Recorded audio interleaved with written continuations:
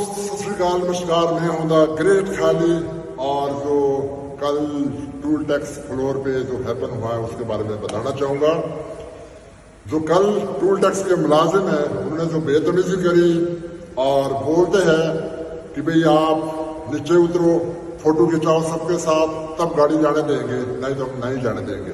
वहां से विवाद शुरू हुआ है और उसका उन्होंने सोशल मीडिया में डाला है, लोग अलग अलग तरीके से दिखा रहे हैं। तो इतनी जो बेतमीजी करी है, मैं चाहूंगा कि जो टूल टैक्स के ठेकेदार है उनके खिलाफ एक्शन ले, ताकि और सेलिब्रिटी के साथ ऐसा मिसबिहेव ना करे।